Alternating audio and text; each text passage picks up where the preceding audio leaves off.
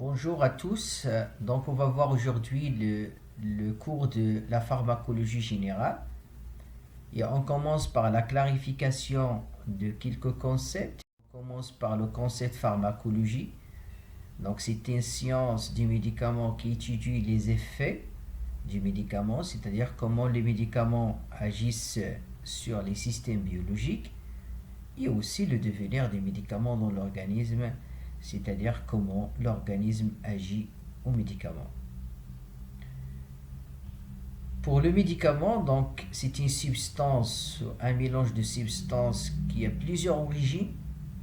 Origine végétale, on va le voir par la suite, animale, minérale et de synthèse, qui sont, ou bien qui est destiné à être administré à une personne malade, soit pour la guérir, ou bien atténuer les effets de la maladie.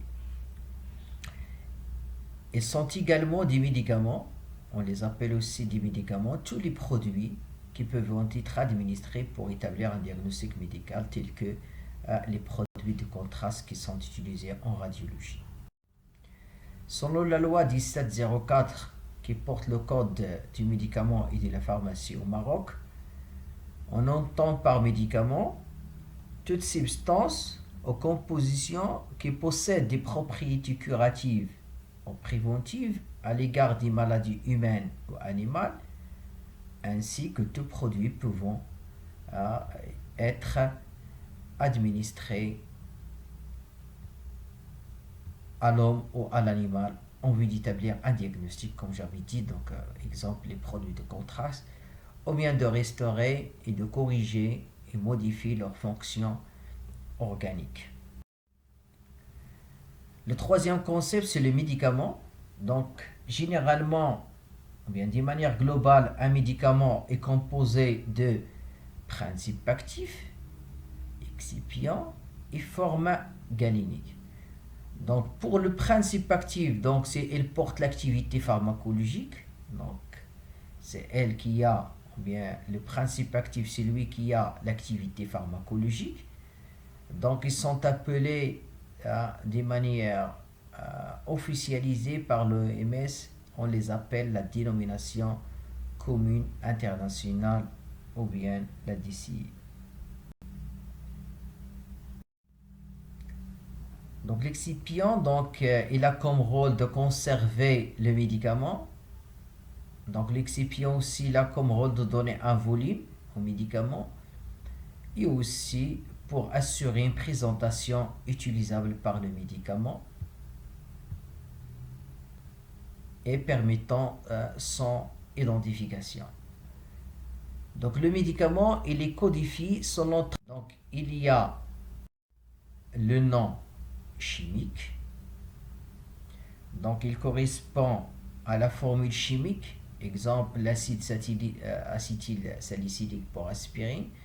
Donc le nom chimique, il décrit la structure atomique et moléculaire du principe actif. Donc le nom chimique, il est très utilisé par les chercheurs.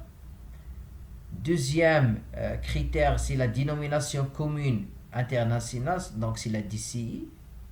Donc la DCI, il n'appartient à personne, donc c'est international, la DCI, donc il est unifié, donc c'est pour cela on l'appelle la dénomination internationale, donc l'acétylsalicylate de lysine, et le nom commercial, donc chaque producteur, donc il a le droit de donner un nom commercial spécifique à son principe actif. Donc, exemple ici, donc, vous avez le paracétamol qui est la DCI, la dénomination commune internationale, et vous avez le nom commercial qui change. Donc ici, donc, nous avons de l'éprane, et ici nous avons Ifiralgomède, donc c'est toujours la même DCI. Donc, quatrième concept, donc c'est l'ordonnance. Donc l'ordonnance, c'est le document qui permet au malade de connaître son traitement et au pharmacien pour lui délivrer le principe actif, le médicament qui est prescrit sur l'ordonnance. Donc on trouve les destinataires de l'ordonnance, c'est le malade, c'est le pharmacien. Donc l'ordonnance est destinée aux patients, aux pharmaciens, les organismes de couverture sociale. Donc il est rédigé par le médecin après l'interrogatoire et l'examen clinique au malade. Donc bien sûr, l'ordonnance doit être lisible, datée et signée. Donc l'ordonnance, il doit comporter l'identification des prescripteurs, le nom, l'adresse et la qualité. Donc l'identification de la personne qui a prescrit le médicament. L'identification du malade, le nom, le prénom, l'âge, le sexe, la taille si nécessaire. La dénomination du médicament, sa forme. Vous voyez ici donc solimodrol, injectable. Et le mode d'emploi, comme j'avais dit, donc on doit l'injecter en injection, en intraveineuse directe. Et aussi la quantité, vous voyez ici 40 mg 2 fois par jour. La mention telle que à renouveler ou à ne pas renouveler. Et la signature à poser immédiatement au-dessous de la dernière ligne de façon à ne pas laisser d'espace résiduel. Et bien sûr, l'ordonnance doit comporter aussi la date. Cinquième concept, donc c'est le médicament générique. Donc le médicament générique, donc il est fabriqué de la même molécule qui est un médicament déjà autorisé. C'est ce qu'on appelle le médicament de référence ou bien le médicament original.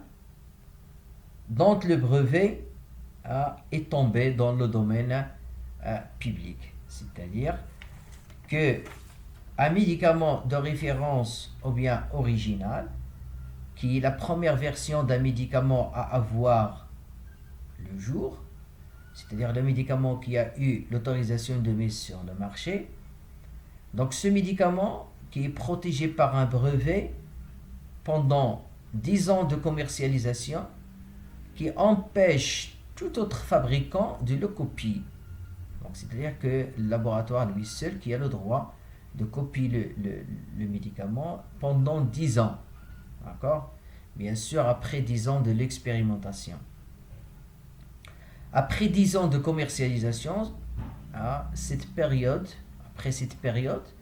le médicament original peut être copié en toute égalité pour en faire des génériques par d'autres laboratoires. Mais à noter que le médicament générique, il contient la même quantité et qualité de substances actives que le principe. Donc exemple, le principe ici, donc c'est l'amoxyl. Donc on peut avoir aussi les génériques, l'amoxicilline et Milan, 500 mg gelule. Donc le médicament générique, donc c'est une copie du médicament original, donc il a les mêmes caractéristiques que la copie originale. C'est le sixième concept, donc c'est les interactions médicamenteuses. Donc les interactions médicamenteuses, donc lorsque l'effet d'un médicament A, il est modifié par l'administration concomitante d'un autre médicament B. Donc on parle de 3 formes. Donc il y a la potentialisation, il y a la synergie et il y a l'antagonisme. Donc pour classer les médicaments, donc les médicaments sont soit librement accessibles sans ordonnance. Donc c'est certes les médicaments qui ne sont pas listés, qui n'appartiennent à aucune liste. Et les médicaments sont soit aussi soumis à une réglementation de prescription, de dispensation et de détention. Donc les médicaments non listés, donc ces médicaments ils sont en vente libre. Donc il existe 2 catégories. Donc il y a les médicaments conseils qui sont prescrits par les pharmaciens. Donc lorsque le malade il demande le conseil au pharmacien, donc le pharmacien il peut lui conseiller un médicament qui n'appartient à aucune liste. Les médicaments grand public dont la promotion est assurée dans les médias et qui sont demandés par les patients aux pharmaciens. Donc ici ce sont 2 types de médicaments, 2 catégories qui n'appartiennent à aucune liste. C'est ce qu'on appelle les médicaments non listés et qui sont en vente libre. On trouve un espace blanc entouré vert. D'accord? Donc la liste 1, on donne une ordonnance simple non renouvelable, sauf si le médecin il a écrit, il a mentionné qu'il faut renouveler, combien de fois il faut renouveler ce médicament. Donc pour la liste 2, donc c'est une ordonnance simple renouvelable, donc, sauf si le médecin il a mentionné à ne pas renouveler. Et troisièmement, il y a des stupéfiants qu'on donne, qu'on prescrit sur des ordonnances sécurisées.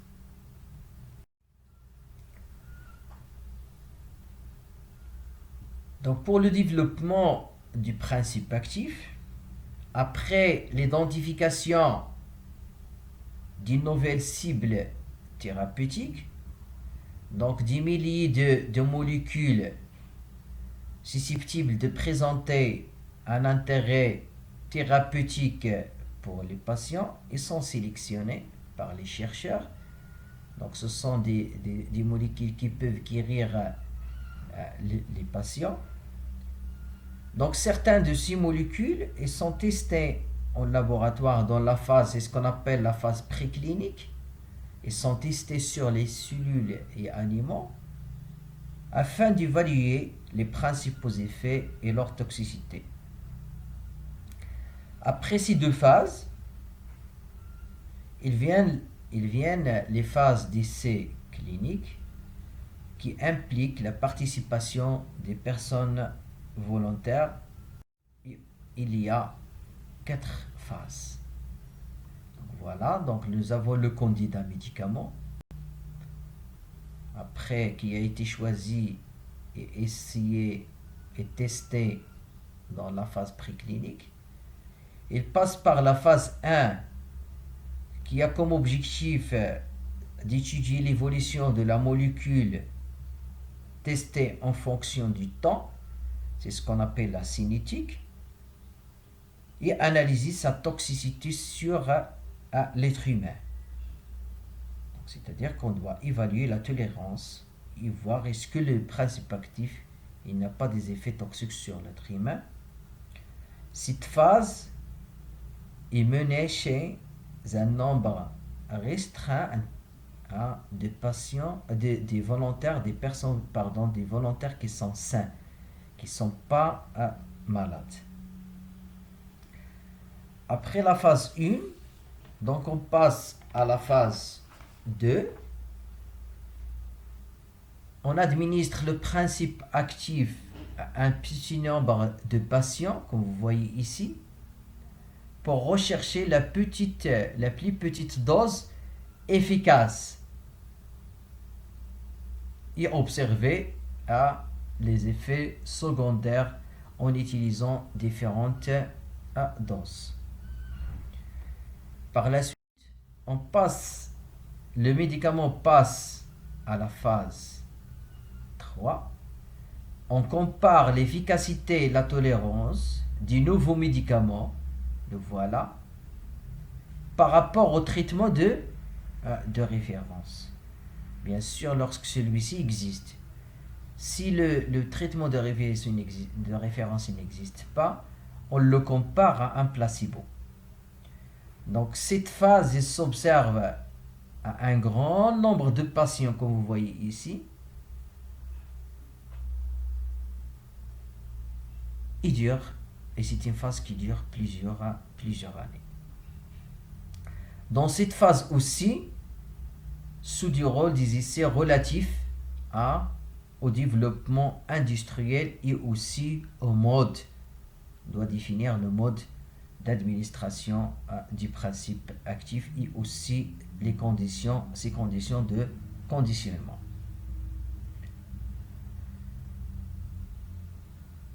Donc lorsque toutes les données ont été recueillies et un dossier solide a été donné, donc le laboratoire il peut déposer son dossier pour avoir l'autorisation de la mise sur le marché. C'est ce qu'on appelle l'AMM. Voilà, donc il dépose son dossier pour avoir l'autorisation de mise sur le marché. Malgré que le médicament il a eu son autorisation, donc la surveillance post-commercialisation continue, ce qu'on appelle la pharmacovigilance, et on continue à surveiller les effets indésirables du principe actif. On peut mener des études épidémiologiques, études d'utilisation en vie réelle, les études de prescription, la pharmacologique, et comme vous connaissez, donc on peut retirer si on a détecté plusieurs effets indésirables ou bien des effets indésirables à long terme du principe actif, donc on peut le retirer du marché. Donc l'origine du principe actif, donc il y a l'origine végétale, donc c'est l'origine la plus ancienne, elle reste d'actualité. Donc les alcaloïdes, exemple la morphine, sont d'origine végétale. Les gommes de mucilage, des laxatifs, ils sont aussi d'origine végétale. Les glycosides, la digoxine aussi, elle est d'origine aussi végétale. L'origine synthétique, la plupart des médicaments qui sont commercialisés sont d'origine synthétique. On synthétise pour faire une copie conforme. Supposons que vous avez une ressource insuffisante, voire rare, donc on essaie de synthétiser à partir d'une ressource insuffisante pour avoir des copies, plusieurs copies. Modification pour modifier une molécule naturelle afin de diminuer ses effets secondaires et aussi pour réduire le coût. Biogénétique, donc c'est fabriqué par des cellules vivantes. Donc comme vous connaissez, donc il y a de nouveaux médicaments qui sont issus de la biotechnologie, les vaccins, pour traiter ou bien prévenir des maladies qui sont rares, telles que la sclérose en plaques, le cancer du col de l'utérus, etc. La thérapie génique et la thérapie tissulaire qui reposent sur des gènes ou bien des cellules transformées par ce qu'on appelle l'ingénierie génétique, et qui ouvre actuellement d'autres espoirs pour traiter les maladies. Il y a aussi des principes actifs qui sont d'origine animale, exemple les hormones protéiques, l'insuline, les glycagones calcitonés, et aussi les hormones stéroïdiennes, le progestérone, l'œstradiol et testostérone. Et aussi il y a à la fin des médicaments qui sont d'origine des sels minéraux, le fer. Donc vous voyez donc l'exemple ici de la morphine, c'est d'origine végétale à partir de pavot. Vous voyez donc l'opium, c'est d'origine végétale. La même chose aussi pour la digoxine digitaline, c'est d'origine aussi végétale, à partir de la plante digitale pourpre. Maintenant, on passe à la forme galénique des médicaments. Donc ici, donc, c'est ce qu'on appelle les comprimés issus des gélules. Ici, on les appelle des granulés sous forme de lentilles, et aussi des comprimés sécables. Donc ici, ce sont des formes de médicaments qu'on peut utiliser sous forme orale. La forme rectale, donc il y a les suppositoires et il y a aussi les pommades rectales qu'on peut utiliser, exemple dans le cas des hémorroïdes. Pour la forme nasale, ophtalmique et auriculaire et collière oculaire, donc ici nous avons des pommades ophtalmiques, les gouttes nasales, les gouttes auriculaires et les collières oculaires. La forme inhalée, donc les sprays, l'aérosol, la nébulisation. Les formes pour application externe, c'est les pommades, les lotions. Donc c'est pour l'application externe sur la peau. Et il y a les formes injectables qu'on peut injecter par différentes voies, intramusculaires, intraveineuses, cutanées et anatomiques. Et aussi, il y a les formes vaginales qu'on utilise surtout chez les femmes. Ce sont des ovules. Donc, les voies d'administration du principe actif. Donc, nous avons la voie générale. Donc, la voie générale ou la voie systémique, le principe actif emprunte la circulation sanguine pour arriver, bien sûr, à son site d'action. Donc, la voie parentérale, elle regroupe la voie intraveineuse, la voie intramusculaire sous-cutanée. Et il y a d'autres voies qui sont moins fréquemment utilisées, l'intradermique, l'intra-artérielle et l'intra-rachidien. La voie entérale, donc auditif, il comprend la voie perlinguale, la voie orale et la voie rectale. Donc ce sont des voies qui sont regroupées dans la voie entérale. Et il y a d'autres voies, la voie pulmonaire, la voie nasale et la voie percutanée. Et il y a aussi les voies locales qui sont appliquées sur le lieu d'action. Donc la voie cutanée, la voie nasale, la voie oculaire, la voie auriculaire dans les oreilles et la voie vaginale. Donc les règles d'utilisation du médicament, donc il y a les favorite.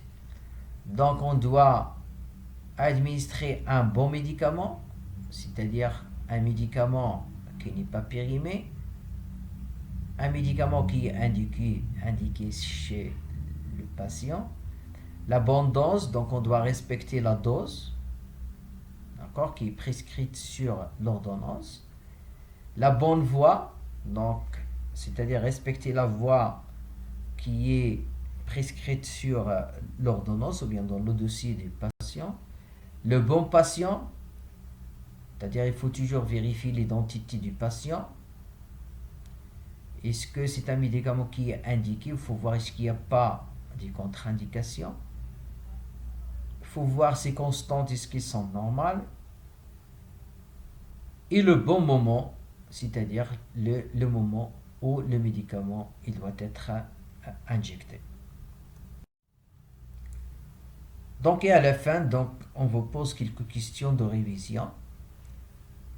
Et vous pouvez mettre vos réponses dans la partie commentaires.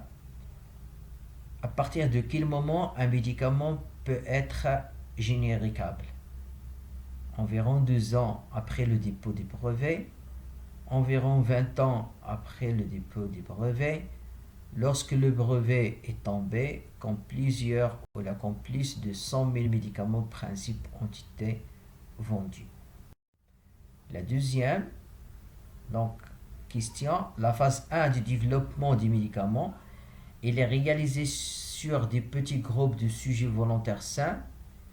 Donc, c'est une phase qui a comme objectif d'évaluer la relation efficacité-tolérance. C'est lors de cette phase que l'on réalise les études de pharmacocinétique. Elle est réalisée sur de petits groupes de sujets volontaires